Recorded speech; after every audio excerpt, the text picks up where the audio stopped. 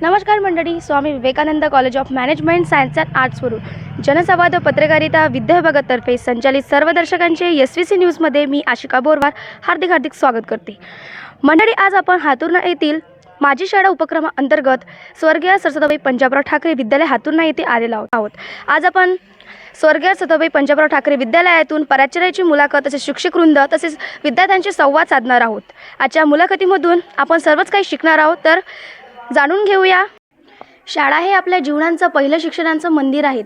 शाळेमध्ये आपल्याला नुकतेच पुस्तकी ज्ञान नाही तर शिस्त, मैत्री, सहकार्य आणि समाजामध्ये कशाप्रकारे वागणूक करायची हे सुद्धा शिकवले जाते. शाळेमुळे आपल्यामध्ये चांगले संस्कार येतात, आत्मविश्वास वाढतो आणि जबाबदारीची भावना निर्माण होते. शाळेमध्ये आपल्याला शिक्षण नाही तर शाळा ही आपल्याला फक्त शिक्षण देणारी इमारत नसून तर ती आपल्या व्यक्तिमत्वाला आकार देणारी संस्था आहे. आज शाळेचे महत्त्व आपल्या जीवनामध्ये फार मोठे झालेले आहेत. आज आपण अशाच एका शाळेबद्दलची माहिती जाणून घेण्याकरिता आलेलो आहोत हातुर्णा येथील स्वर्गीय सरस्वतीबाई पंजाबराव ठाकरे विद्यालय हातुर्णा येथे. तर आजच्या या विशेष मुलाखतीमध्ये तुम्हा सर्वांचे मी आशिका बोरवार SVC न्यूजतर्फे हार्दिक स्वागत करते. आज आपल्यासोबत आहेत स्वर्गीय सरस्वतीबाई पंजाबराव ठाकरे विद्यालयाचे मुख्याध्यापक माननीय महेंद्र खापरे सर. आज आपण त्यांच्याशी संवाद साधूया. नमस्कार सर. नमस्कार. SVC न्यूजमध्ये आपलं खूप अभिनंदन आहे सर. धन्यवाद. सर, माझा पहिला प्रश्न असा आहे की आपल्या शाळेची स्थापना कधी आणि कशा प्रकारे करण्यात आली?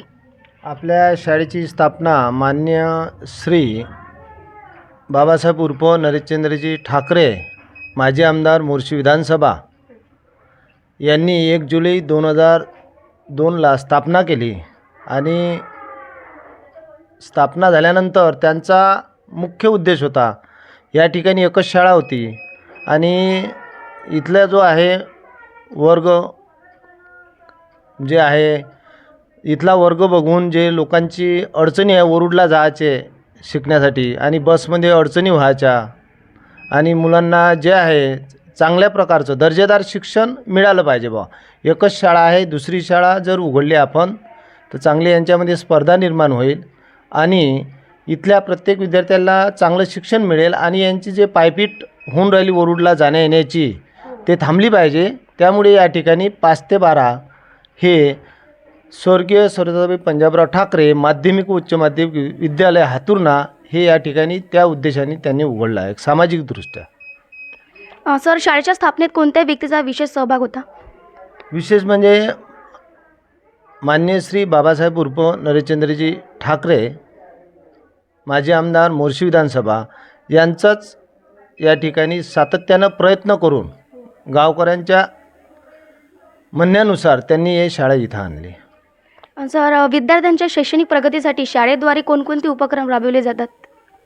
विद्यार्थ्यांची शैक्षणिक प्रगती म्हणजे आपण आता शाळेमध्ये शिकवल्या जाते, त्यानंतर त्यांचे खेळ आहे, मैदानी खेळ वगैरे याच्यातून खेळाडू वृत्ती निर्माण केली पाहिजे म्हणून विविध स्पर्धेमध्ये त्यांना भाग घेण्यास त्यांना कुठं आमची इथं शारीरिक शिक्षिका ढोले मॅडम आहे, त्या तालुका स्तरावर जिल्हा स्तरावर विद्यार्थ्यांना नेतात.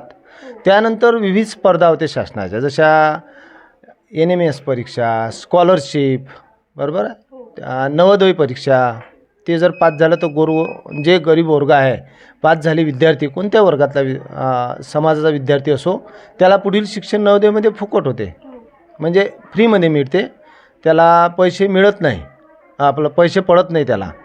त्या संदर्भात आणखी ज्या योजना आहे आणखी जे तुम्ही म्हणता त्या विद्यार्थ्यासाठी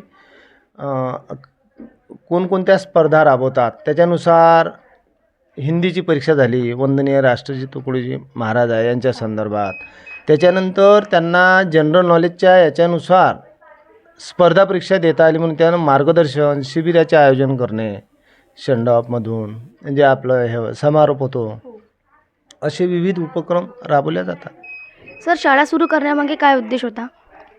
शाळा सुरू करण्यामागचा उद्देश हेच आहे का इथल्या मुलांना जे आहे आपण जे म्हणतो फी न भरता, पैसे न पडता यांना इथं गाव पातळीवर एक दर्जेदार शिक्षण मिळालं पाहिजे, हा संस्था चालकांचा उद्देश त्यामागचा. सर, आपल्या शाळेमध्ये कोणकोणत्या शाखा किंवा विषय विद्यार्थ्यांना शिकवले जातात? आपल्या इथं आता जे आहे 5 ते 12मध्ये आहे मराठी झालं, गणित झालं, इंग्रजी झालं, इतिहास भूगोल, हिंदी झालं, इंग्रजी या विषय शिकवले जाते. अवांतर म्हणजे त्यांना बाकी मार्गदर्शन करण्यात येते. म्हणजे आपण समाजामध्ये आपण नुसतं शिक्षण घेऊनच नाही, तर शिकल्यानंतर आपण काहीतरी व्यवसाय केला पाहिजे. नोकरी करण्यापुरतंच हे शिक्षण नाही. या संदर्भात त्यांना वेळोवेळी मार्गदर्शन केले जाते. सर, विद्यार्थ्यांचं शिक्षकांशी नातं आणि संवाद कशा प्रकारे असतं? विद्यार्थी आणि शिक्षक म्हणजे हे जसं मुलगा आणि वडील आई हे नातं असते, त्याच म्हणजे एक आणखी एक मुलाला एक आई आणि वडीलच आहे, आणि तिसरा घटक म्हणजे हा शिक्षक आहे, मुख्य आहे. त्याच्यानुसार त्याला घरी शिस्त लागत नाही, पण शिक्षक सांगतात आधीपासून. शाळेत सरांनी असं सांगितलं म्हणजे कोणत्याही गोष्टी वडील किती काही सांगत, पण सरांचं तो आधी ऐकतो. म्हणजे पालकापेक्षाही श्रेष्ठ नातं शिक्षकाचं आहे. सर, आपल्या शाळेतील विद्यार्थी आणि शिक्षक कर्मचारी किती कार्यरत आहेत?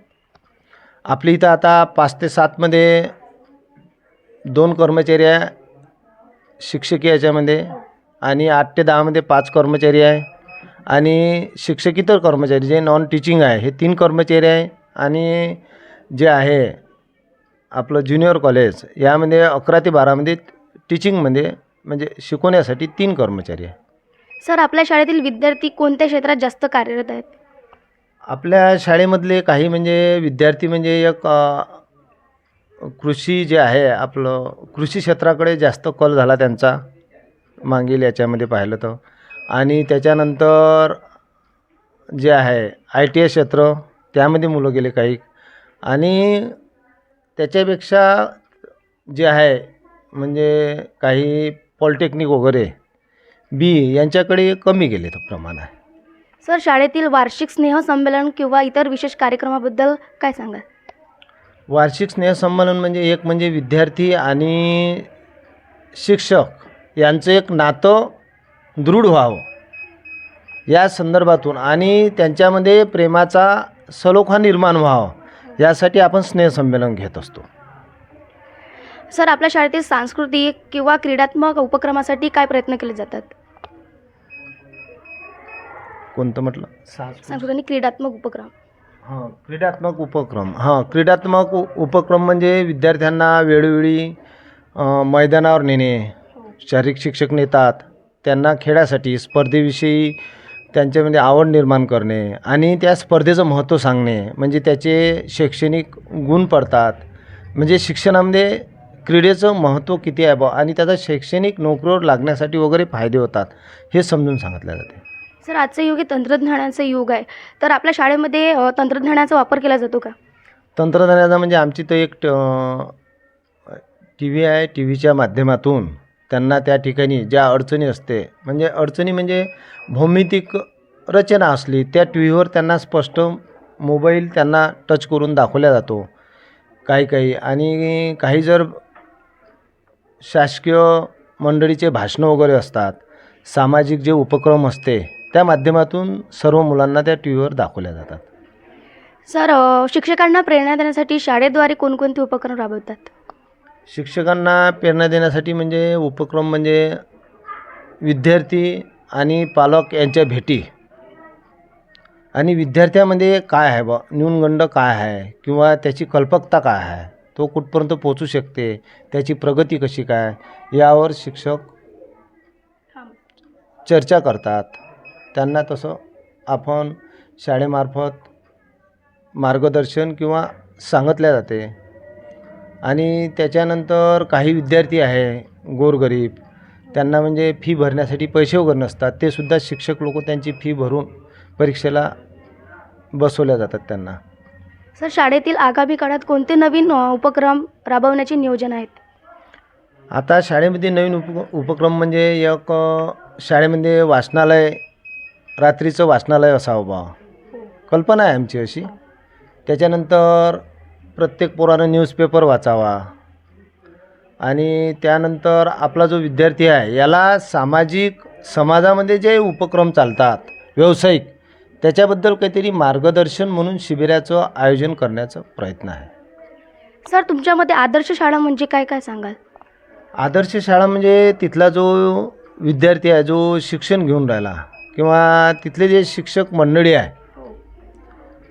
आदर्श शाळा म्हणजे तिथला विद्यार्थी हा सामाजिकदृष्ट्या नैतिक मूल्य त्याच्यामध्ये आणि जे आहे समाजाविषयी किंवा आपल्या ज्या संस्कृती आहे जोपासून आणि तो शिक्षणामध्ये मागं न पडता कोणत्याही क्षेत्रामध्ये, कारण प्रत्येक विद्यार्थी खेळामध्ये असते, कोणा व्यावसायिक असते, कोणी आपल्याला नोकरी मिळाली पाहिजे त्या उद्देशानं शिकतो. ह्या 4-5 घटकाचा ज्यावेळेस समावेश होतो त्या विद्यार्थ्यामध्ये आणि त्या शाळेचं नाव लौकिक होते त्या उद्देशानं आणि तिथं आपल्याला त्या विद्यार्थ्यासाठी किंवा आजच्या धावपळीच्या काळात विद्यार्थ्यासाठी फिरानं लागता विद्यार्थी शाळेपर्यंत येते आणि ॲडमिशनसाठी जर तिथं रांग लागत असन तर त्या शाळेला आदर्श शाळा म्हटलं जाते. धन्यवाद सर, तुम्ही आमच्या नमस्कार. सर्व दर्शकांचे Swami Vivekananda college of management science and arts Warud BAJMC द्वारा संचालित SVC न्यूजमध्ये मी गायत्री ठाकरे सर्वांचे स्वागत करते. आज आपण माझी शाळा हातुर्णा या गावातील सरस्वतीबाई पंजाबराव ठाकरे या शाळेमध्ये आलेलो आहोत. इथे आपल्या समोर उपस्थित आहे श्री मानकर सर. आपण यांच्याशी काही संवाद साधून घेऊया. इंग्लिश हा विषय विद्यार्थ्यांना कठीण वाटतो आणि या विषयावर त्यांच्या मनात खूप भीती असतात. ही भीती त्यांच्यापासून दूर करण्यासाठी व त्यांना इंग्लिशमध्ये आवड वाटण्यासाठी तुम्ही काय सांगा? बघा, सगळ्यात महत्त्वाची गोष्ट म्हणजे अशी की इंग्लिश हा विषय मुलांना कठीण वाटतो आणि इंग्रजी ह्या विषयाबद्दल मुलांच्या मनामध्ये भीती असते. याचं कारण म्हणजे I want to tell you that English is not our mother tongue, it is alien language. आता मदर टंग म्हणजे आपली मातृभाषा नसल्यामुळं जे इंग्रजीचा वापर आहे हे मुलं सहसा आपण करत नाही दैनंदिन व्यवहारामध्ये. त्यामुळं आपण सगळ्यात पहिले एक प्रॉब्लेम आम्हाला हा सुद्धा जाणवतो की बेसिकपासूनच, म्हणजे आम्ही तर कला शाखा म्हणजे आर्ट्स फॅकल्टीला शिकवतो 11वी-12वीला आणि बेसिक पहिलीपासून तर 10वीपर्यंतच जे इंग्रजीचं जे बेस आहे, जो पायवा आहे तो मुलांचा मजबूत नसतो आणि त्याच्यामुळं सहसा कला शाखेच्या आर्ट्स फॅकल्टीच्या म्हणा किंवा कोणत्याही फॅकल्टीच्या मुलांना इंग्रजी हा विषय कठीण वाटतो. इंग्रजीच्या बद्दलची जी भीती आहे मुलांच्या मनामध्ये ते दूर करण्यासाठी आम्ही काही उपाययोजना करतो. त्या म्हणजे सगळ्यात पहिले की बेस जो आहे इंग्लिश ग्रामरचा बेस, इंग्रजीमध्ये मुलांचं चांगलं प्रगती व्हावी यासाठी आपण रीडिंग स्किल आहे, त्यानंतर लिसनिंग स्किल आहे, त्यानंतर रायटिंग स्किल आहे, त्यानंतर मग स्पीकिंग स्किल. आणि ज्या ज्या गोष्टीबद्दल मुलांच्या मनामध्ये भीती असते ते भीती काढण्यासाठी आम्ही सगळ्यात पहिले सर्व गोष्टी त्या मुलांना व्यवस्थित समजून सांगतो. त्याच्याहीपेक्षा महत्त्वाचं म्हणजे what is the importance of English, इंग्रजीचं महत्त्व आजच्या युगामध्ये काय आहे हे सगळ्यात पहिले मुलांना सांगणं आवश्यक असते. आणि गरजेपुरती आवश्यकतेपुरती इंग्रजी भाषेचं ज्ञान, the knowledge of English language is very much essential to the students. ह्या सगळ्या गोष्टी जेव्हा आपण त्यांना समजून सांगतो आणि तशा पद्धतीनं शिकवण्याचा प्रयत्न त्यांना करतो तेव्हा थोडी त्यांच्या मनामधली भीती कमी व्हायला सुरुवात होते. धन्यवाद सर. त्यांच्या सर्वांगीण विकासासाठी आपल्या शाळेमध्ये कोणकोणते उपक्रम राबवले जातात? आमच्या शाळेमध्ये विद्यार्थ्यांच्या सर्वांगीण विकासासाठी जसं शैक्षणिक सहल आहे, त्या सहलीच्या माध्यमातून त्यांना विविध क्षेत्रांची माहिती होते, विविध गोष्टीबद्दलची माहिती मिळते. त्याचप्रमाणे स्नेहसंमेलन होते, स्नेहसंमेलनामध्ये स्पोर्ट्स असतात, खेळांचा भाग असतो, ड्रॉइंग असते, विविध प्रकारच्या कला जोपासण्याचं जे मुलांमध्ये छंद जोपासण्याची जे प्रवृत्ती आहे ती निर्माण करण्याचा प्रयत्न आम्ही करत असतो. त्यानंतर कला शाखेचे 11वी आणि 12वीचे वर्ग असल्यामुळं MPSC UPSC मार्गदर्शन शिबिर वगैरे आम्ही राबवत असतो. त्याचप्रमाणे संविधान वाचन अशा अनेक प्रकारच्या प्रकल्पातून किंवा अनेक प्रकारच्या कार्यक्रमातून आम्ही मुलांचा सर्वांगीण विकास करण्याचा प्रयत्न करत असतो. धन्यवाद सर. SVC न्यूजमध्ये सोनल सर तुमचे स्वागत आहे. विद्यार्थ्यांमध्ये व्यवस्थापन आणि शिस्त राबवण्यासाठी तुम्ही कसे प्रयत्न करता? नमस्कार. प्रथम आमच्या विद्यालयात आलेल्या सर्व तुमच्या सहकाऱ्यांचं विद्यालयामध्ये स्वागत करतो. मी जवळपास या विद्यालयामध्ये गेल्या 15 वर्षापासून अध्यापनाचं काम करतो आहे आणि आमच्या शाळेतील विद्यार्थी हे बहुतेक ग्रामीण भागातले विद्यार्थी आहेत. आणि या ग्रामीण भागातल्या विद्यार्थ्यांमध्ये शिस्त निर्माण करणं हे थोडंसं कठीण काम आहे. तरी पण आम्ही विद्यार्थ्यांमध्ये शिस्त निर्माण करण्यासाठी की आमच्या शाळेचे जे काही नियम आहेत ते नियम पहिले विद्यार्थ्यांना आम्ही समजावून सांगितले. शिस्त नसल्यामुळं आता काय परिणाम होतात ते विद्यार्थ्यांना सांगितलं. प्रथम शिस्त निर्माण करण्यासाठी विद्यार्थी हा वेळेवर शाळेत उपस्थित झाला पाहिजे. वेळेवर आल्यानंतर त्या विद्यार्थ्यांचा जो परिपाठ आहे तो आम्ही वेळेवर घेतो. ते घेतल्यानंतर पिरियड व्यवस्थित वेळेनुसार त्याचं प्लॅनिंग असतं, काय शिकवायचं काय नाही शिकवायचं याचं आम्ही व्यवस्थित प्लॅनिंग करतो. आणि वर्गामध्ये गेल्यानंतर विद्यार्थ्यांचं पूर्वज्ञान जागृत करण्यासाठी आम्ही विद्यार्थ्यांना अगोदरल्या दिवशी जे काही शिकवलेलं आहे ते त्यांच्याकडून आम्ही माहिती करून घेतो आणि त्याच्यानंतर पुढचं जे काही शिकवायचं आहे ते आम्ही त्यांना शिकवण्याचा प्रयत्न करतो. त्याच्यानंतर शिकवलेल्या भागावर पुन्हा त्यांचं म्हणू आपण त्याला टेस्ट घेण्यासाठी आम्ही काही प्रश्नावली तयार करतो आणि ती प्रश्नावलीच्या माध्यमातून आम्ही त्यांच्याकडून काही उत्तर घेतो. म्हणजे आम्ही जो काही भाग शिकवलेला आहे तो विद्यार्थ्यांना कितपत समजलेला आहे हे त्यांच्याकडून आम्ही जाणून घेतो. आणि वेळेवर आम्ही ठरलेल्या नियोजनाप्रमाणे वेळापत्रकाप्रमाणे आमचं कार्य शाळेमध्ये चालतं आणि विद्यार्थी देखील आमचे वेळेनुसार शाळेमध्ये येतात. जर एखादा विद्यार्थी शाळेमध्ये उशिरा येत असेल तर त्याला आम्ही थोडीफार शिक्षाही करण्याचा प्रयत्न करू. त्याच्या जीवनामध्ये किंवा त्या शालेय व्यवस्थापनामध्ये कशाप्रकारे शिस्त निर्माण करता येईल याच्याकडे आमचं जास्तीत जास्त लक्ष राहतं. आणि वेळ पडली तर आम्ही विद्यार्थ्यांना थोडीफार शिक्षाही करण्याचा प्रयत्न करतो की जेणेकरून दुसऱ्या दिवशी तो वेळेवर शाळेत आला पाहिजे हा आमचा उद्देश आहे. आता शिस्तीचं महत्त्व हे विद्यार्थ्यांनाही आहे, शिक्षकांनाही आहे. प्रत्येकामध्ये शिस्त असली पाहिजे. नुसतं शाळेतच नाही तर जीवनामध्ये देखील शिस्त जर असेल तर तो अधिक चांगल्या प्रकारचं जीवन तो जगू शकतो. एवढंच मी या ठिकाणी सांगू शकतो विद्यार्थ्यांशी. धन्यवाद सर. SVC न्यूजमध्ये यावले सरांचे स्वागत आहे. नमस्कार सर. विद्यार्थ्यांची उपस्थिती वाढवण्यासाठी तुम्ही काय प्रयत्न करता? तर सर्वप्रथम आपला जो भाग आहे हा ग्रामीण भाग आहे आणि या ग्रामीण भागामध्ये विद्यार्थ्यांची उपस्थिती टिकवणं फार कठीण काम झालेलं आहे. कारण मराठी माध्यमाच्या शाळा म्हटलं की पालकांचा थोडासा वेगळा म्हणजे गैरसमज आहे की मराठी माध्यमाच्या शाळेमध्ये विद्यार्थी शिकवलं तर ते मागे राहतात. परंतु मराठी माध्यमाच्या शाळेमधूनच खरे विद्यार्थी घडतात. मग उपस्थिती वाढवण्यासाठी आम्ही म्हणजे पालकांना जर विद्यार्थी आले नाही तर त्या पालकांना फोन करतो. त्याचबरोबर त्यांच्या गावामध्ये जाऊन पालक भेटी घेतो. तर म्हणजे अशाच त्यानंतर काही पालकसुद्धा असे आहेत की विद्यार्थी घरी राहिल्याच्यानंतर त्यांनासुद्धा काही म्हणत नाही, बोलत नाही. तर म्हणजे हा एक फार मोठा ग्रामीण भागामध्ये मोठी समस्या निर्माण झालेली आहे. तरीसुद्धा आम्ही वारंवार त्या विद्यार्थ्यांच्या संपर्कामध्ये राहतो, पालकांच्या संपर्कामध्ये राहतो आणि जास्तीत जास्त विद्यार्थी कसे शाळेत उपस्थित राहील यासाठी प्रयत्न करतो. धन्यवाद सर. त्यांच्याशी संवाद साधूया. नमस्कार मॅम. नमस्कार. SVC न्यूजमध्ये आपले खूप खूप स्वागत करते. तर मॅम, शिक्षण पद्धती झपाट्याने बदलत आहे, त्यासाठी शिक्षकांनी अद्ययावत राहणे अत्यंत आवश्यक आहे. त्याबद्दल तुम्ही काय सांगाल? हो, तुझं अगदी बरोबर आहे. कारण झपाट्याने ही शिक्षण पद्धती बदलत आहे. मुलांमध्ये सुद्धा आता जॉब्स कमी झाल्यामुळे मुलांनाही नवीन जीवन कौशल्य वगैरे यायला हवीत. हे शाळेतूनच त्यांच्याकडून आम्हाला करून घ्यायची आहेत.